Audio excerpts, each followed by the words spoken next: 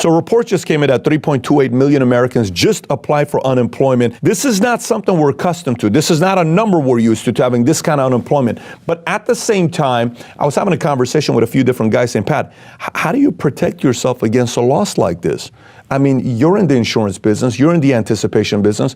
What do you do in something like this? What's the best kind of insurance for something like this? It isn't life, it isn't auto insurance, it isn't, homeowners insurance, it isn't cell phone insurance, it isn't any of that stuff, although that stuff has got a place for it. The most important thing today for a time like this is income protection insurance.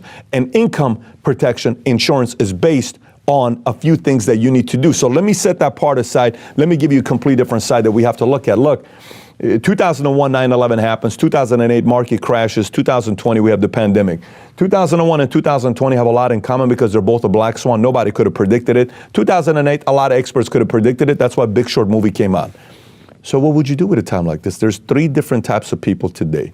The first group are those that are relying on the stimulus to come. I can't wait for my unemployment and the $1,000 check and the $600 a week for 39 weeks. That's awesome. I can't wait for this. I'm going to stay home. I'm going to catch up on movies. I'm going to do all this other stuff. They're just so glad that the government's bailing them out. The second group is the one that's like, listen, I don't need government's help. I'm okay. I've saved money. I already experienced it once in 01. I didn't want to experience it again. I already went through in 08 when I lost a lot of money. I told myself that'll never happen to me again. I don't need the government's bailout. I'm going to be okay. I've saved money. I've been preparing for this time. I'm going to be fine. Then there's a third group of people that are saying, I am being forced to change, and Pat, I can't stand it. I don't like where I'm at right now. And the reality of it is we change in two different ways. One is by choice, one is by force. Many people today are being forced to change. So those of you that are in the third group where you're saying, I kind of want to make sure this never happens to me ever again, what do I do? Let me kind of give you a few things to be thinking about. Number one, these are the time when you realize the skill set of pivoting and adjusting. Whoever knows how to pivot and adjust, they have an edge over everybody else. Just know most people are going to watch what everybody else is going to be doing. A few people are going to be pivoting, adjusting with current times because, again, we've never been through this before to pivot and adjust. That's one skill set. It's a mindset you got to learn what to do. The other part, well, economically, to talk about the income protection is knowing what kind of skills pay today. For instance, if you don't know how to Zoom, you got to learn how to Zoom. If you don't know how to do webinars, you need to learn how to do webinars. If you're not a person that FaceTimes a lot, you need to learn how to do FaceTime. If you're not somebody on Facebook or social media or Instagram that goes live, you need to learn how to do that. If you're not a social media person, you need to learn how to do that. If you don't create content, you may need to learn how to do that. If you don't have a service to sell, that's not a physical product today, maybe you need to learn how to sell a service today. If you're not a good salesperson, maybe you need to learn how to sell today because those skill sets are required today. So when this happens, the income protection, the insurance policy for your income protection is knowing that you know how to make money when everything is fine, but you also know how to make money when the economic growth of 128 months in a row expansion stops. You also know how to make money in times like this. I think that money mindsets are something that are not talked about enough because you could go from wherever you are today to tripling your income. Tripling. And would your money mindsets magically change? No. In fact, we have a lot of people, some of whom are notable. Well, they're in a lot of financial communities and they have increased their earnings, but they still obsess over pennies. And you look at them and you say, oh, that must be sad, or wow, like they're so cheap. These are words that we use. But the fact is that once you figure out how to make more money, and there is a process for making more money, I've been teaching it for 15 years, this doesn't just come along magically. You have to engineer this just as much as you engineer your income. That is why everyone has a cheap ass uncle who has a lot of money, but still checks everybody's expenses when it comes to settling up the tab. Everybody. Okay? That person learned how to make money, but they did not learn the accompanying skill of changing their money mindset. In general, when it comes to money in America, the vast majority of people know and like frugality.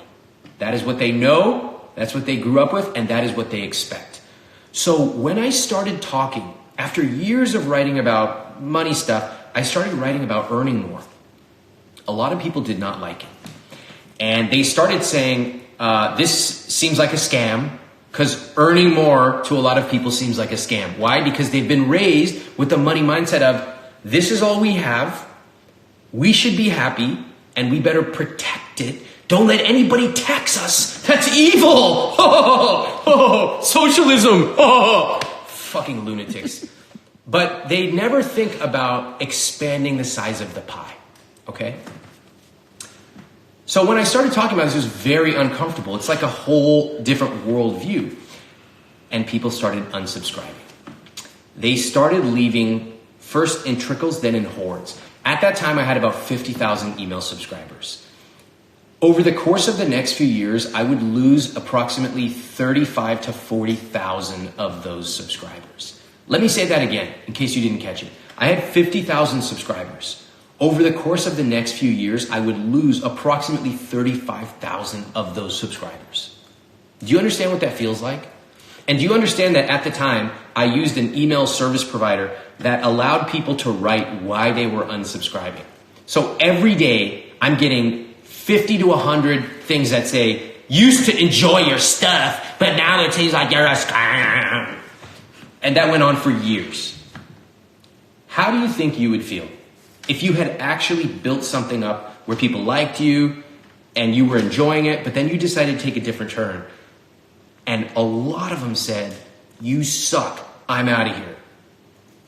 Not good. It really did not feel good. But at that moment, I realized a principle. And that principle is, my future is bigger than my past. And I truly believe this. I believed that at the time I had been writing about, I don't know, four or 5 years, something like that. And I knew that I had decades to work on this little site I called I Will Teach You to Be Rich. And decades to explore all kinds of stuff I could never even imagine at the time.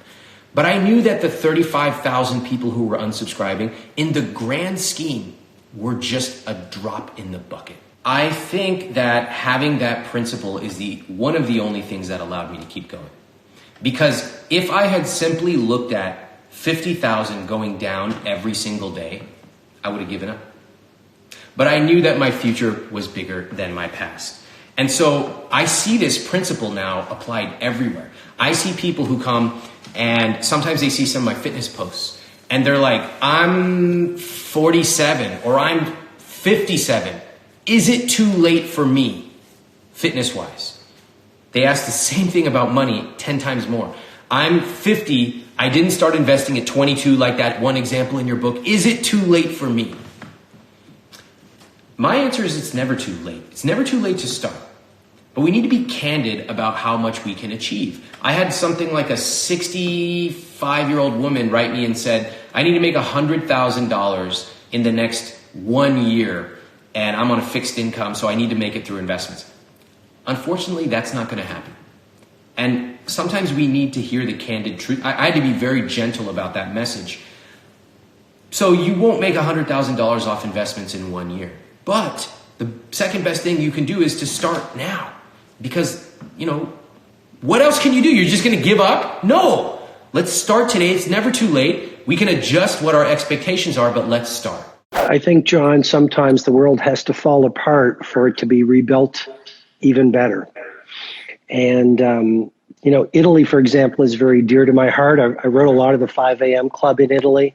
And many countries around the world, we're seeing our brothers and sisters afflicted with the COVID-19 virus and people dying. And, that's always a very sad thing. So I feel that.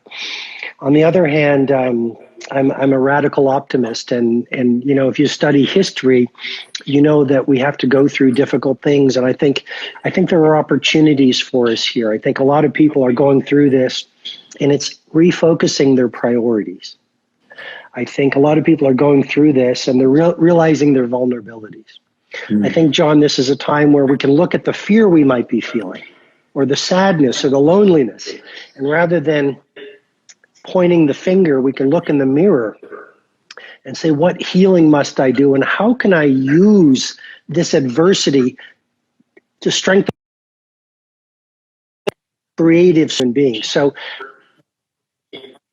I think there are clearly sufferings on the planet, no question. But I think very much this is, leaders are born not in times of ease. Leaders are born in days of discomfort. Now we all get to grow up as leaders and strengthen ourselves.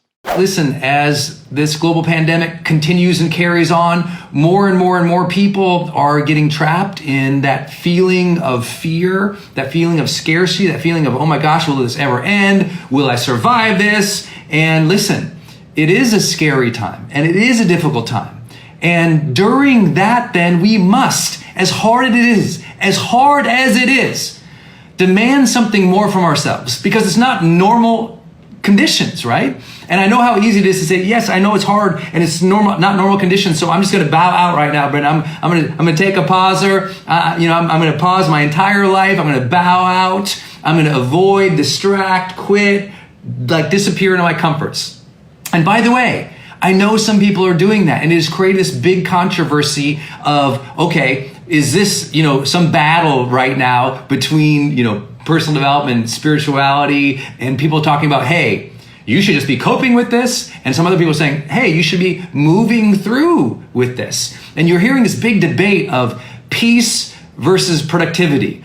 And those who espouse productivity and moving ahead and engaging this as a role model and summoning the best of who we are, sometimes that's misconstrued as saying, don't cope, don't take time. Don't give yourself an opportunity to rest or recover. And listen, I'm here to tell you, this is not a binary conversation of either you rest and cope or you keep moving ahead.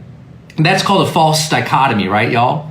Y'all know what I'm talking about? That's a false dichotomy. It's not rest and recover and cope or be productive, focused, and move ahead and confident each day. It's not either or. Because real coping is understanding that you must actively rest, actively recover, and actively have a sense of purpose or mission or things to do each day to move your life forward, even if it's small little things. And so I just want to point that out because, I've never, ever, ever had so many people say, things that were just so uninformed by either personal development or psychology or just general, working with other people. Because listen, you can be empathetic right now with other people. Like many of you, you've got teams, you've got people you lead, you've got people you serve, you've got people who you take care of. Your family is counting on you. You can absolutely be empathetic and empowering.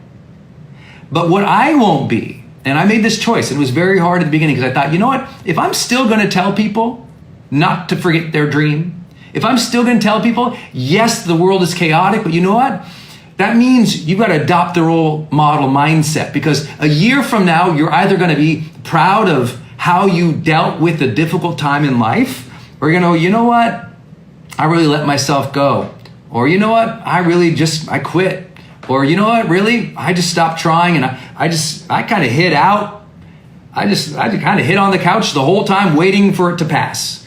Now, I'm somebody here who is not against you being on television. I'm not against you sitting and watching television, even though that's become like what a lot of people think about me. That is not what I'm saying at all. If you want to, have some Netflix or Hulu or Disney and watch some television at night, no problem. And people say, well, but Brendan, some people just need a whole weekend to do that. I'm like, fine. But we're months into this thing. If you are on the couch for months at a time, disengaging, not doing things actively to care for your family, care for your health, care for your mission, for your team, that's not healthy. And let's not pretend, well, they're just coping, Brendan. I'm like, no. Listen, yes, we all have different styles of coping. And I'm the person that from day one, I said, everyone's going to cope with this so differently. Because I've been coaching and training and working with people one-on-one for 2 decades. A lot of armchair, personal development people right now are saying, oh, well, just let people cope their way through this and we'll all get through. And they're very enabling with poor habits. But I'm the high performance habits guy. I care about how you're performing for your family right now because they're watching. See, if we don't care about our performance, what are we going to have during this pandemic? We're going to have a greater emotional contagion that is disassociation, that is disengagement, that is those things of avoidance and seeking like comfort or simple pleasures at the cost of those difficult actions to take those small movements each day to keep moving life forward. Because listen, you can have both. You can actively recover, rest, and cope. Because listen, every single day, I'm still making sure I do my meditation. I'm still making sure I get a walk in or a meditation in. I'm still working really hard to get those 8 hours of sleep in, which is really hard right now when there's lots of stress. I'm still making sure I'm focusing on my breath. I'm still making sure that every 15 minutes I get up from my desk, I close my eyes, I bounce in place, I take 10 deep breaths to reset my eye strain, to open up my lungs, to move the lymph around my body a little bit, get some water. I'm still making sure I talk to friends. I'm still making sure that I have time to kind of like chill with the book or to watch a show with my lady, Denise, who many of you all know. So I'm still, yes, actively caring for my health. You can and you must actively care for your energy and your recovery and your coping to be a high performer. We found that in the world's largest study of high performers. If you read High Performance Habits, it's chapter 2, right?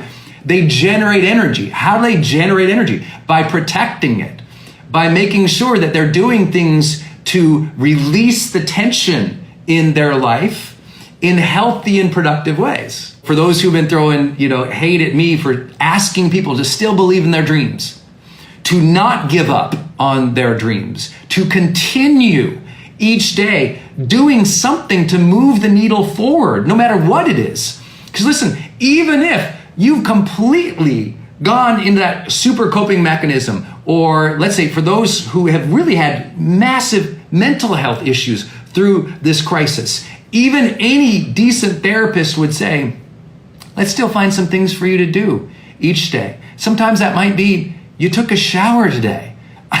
Sometimes that may be you washed the dishes, you made the bed, you remember to feed the kids. It can be simple things. So I'm not asking anybody to climb Kilimanjaro right now. I'm saying don't forget your dream. I'm saying don't forget you got a mission. I'm saying don't retreat so much into comfort and distraction that you don't engage what is real right now. And what is real, my friends? What's real right now? Crisis, need. People need you, and you can show up for them. That's true. We are being called to serve right now. We're being called to help right now. We're being called to be positive voices in each other's lives, really right now. If you've ever going to demonstrate your best self, why would that not be now? Because if you won't do it now, what does that really say about your values and judgment? Yesterday, I issued this challenge. I was like, the challenge is how to make money from your house during coronavirus challenge. And the reason for it is because if you can figure out how to make money right now while this is going on from your house, you'll probably find that after this is over, you can still make money from your house. So, the thing here is to try new things. That's what I'm doing. As well as sharpening up my pencil and on my blade, which is now the pencil, like doing things that I wasn't doing before, like writing. I'm about to go to the gallery and get my guitar, start playing that again. I'm taking the time to just do all the things I've been wanting to do that I just never got a chance to do. Like I might try to learn a language while I'm here, while I'm quarantined. But it's crazy. At the end of the day, my life, again, I keep saying it really hasn't changed. It's like if you're not prepared to be quarantined, even if there's never a reason to be quarantined, then it almost seems like your life might not be together. You know what I mean? Like you should always be prepared to have a good house that you can stay in for a couple of weeks if you have to. You should have enough supplies. Your refrigerator should be full, at least if you're an adult. You know what I'm saying? And I was thinking about who is it that's really panicking the most? And it's people that are worried about being employed by other people. Like, I can't go to work. I was thinking about the people that were told, yo, you got to go to work even though there's corona outside. Like, there's some people a week ago, I was like, you're still working? And it was like, they told me I still got to go to work. Like, someone could tell you got to go to work, even if there's a disease that could kill you outside. And, you know, those are the people that have to worry about, damn, is this person still going to pay me? You know, how am I going to earn? See, when you have your own independent business, I feel like you make the products that you sell to earn. So, you know, no one could really stop you from selling your product. So as long as you have a product, you know, then you could sell it. So now it's about figuring out what your product is that you could sell and then being able to just get it delivered directly to the house. Now, the good thing about content is content gives you residual income. So once you make it once, it continues to make money every time it gets played, and you never have to create it again. That's the kind of money that you can get just sitting by the pool, relaxing 10 years after you did the action. You're not adapting to this new economy, you're truly going to get left behind. And now our entire country, let alone the world, people who are not truly prepared to adapt to this new economy, you're seeing them, man, they're like completely losing everything. It's crazy, man. You know, I feel like it's going to get even worse for people that are not truly starting to adapt and, you know, just start to leverage the internet, man. And I feel so blessed because we saw this coming. When I was like 18 years old, I saw the internet as such a way to create freedom, you know, such a way for me to like just go after my dreams. And, you know, it's interesting because like, for me, not much has changed. I feel like I've always been doing online everywhere in the world. You know, I feel like that's what makes entrepreneurship so great. And that's what makes building online businesses so great is because we have the freedom to do what we want, when we want, wherever we are in the world. If you were in Italy right now, what would you do? What steps would you take as a businessman? As a businessman, I think from what I've heard. Well, let me comment on that too, because Italy did just shut down all of its businesses. Only pharmacies are open right now. Yeah, so it's commercially closed. There's not a lot you can do right now. However, they don't shut down the internet, correct? So if you're selling products online, then you are okay. If you're selling products that are subscription-based models, learning from home things, drop shipping models that are outside Italy, it's time to start considering. Let's say you sell things that, but you're not using drop shipping. Now is when you would transition to drop shipping. You could try to do things where you're actually, if the manufacturing is occurring outside of Italy, if distribution occurs outside Italy, then, hey, your customers are outside Italy, guess what? You can keep going here. But, you know, remember, this phase will pass where a country's on lockdown. What they're trying to do right now is stop the speed of transmission, not so that people won't get it. Everyone's going to get it. All right? From what I've heard from very, very well-informed sources, doctors, experts in epidemiology, all right? They expect anywhere from 40 to 70% of the human population to eventually get coronavirus. Not this novel version, number 19, right? Why? Because nobody has natural immunity and it's highly contagious. What they're trying to do now is slow the spread of the virus so as not to overwhelm the healthcare systems. Because here's the deal. Most people that get this are going to be just fine. It's for people that are young, it barely affects them at all. People in their 20s, 30s, no big problem. There are some complications, especially if you have some health complications before. But for the most part, generally speaking, it's not a death sentence for people that get it in their 20s, 30s, and 40s, or 50s even, right? When you get into your 60s and 70s, especially if you're compromised in some way, you got a serious chance of it becoming either fatal or requiring serious hospitalization and intervention, in being intubated. Perhaps there's support needed for your kidneys and your heart, whatever that might be. What they can't afford right now is for all the cases to come in at once. So what they're trying to do here is slow down the transmission, not stop it. Slow down the transmission so the healthcare system can deal with it over time versus all at once. It will collapse the system, and the people that really need care most, older people, immune compromised people, pregnant women, I think are susceptible too, right? If everyone's rushing in at once, there's not enough tubes to go around to intubate people. If you want more advice, wisdom, guidance from other successful entrepreneurs on how you can navigate the coronavirus situation, check out the video right there next to me. I hope you find it valuable. Continue to believe, and I'll see you there. If you're just in an apartment, you can still do, what are they, jumping jacks, Tom? What?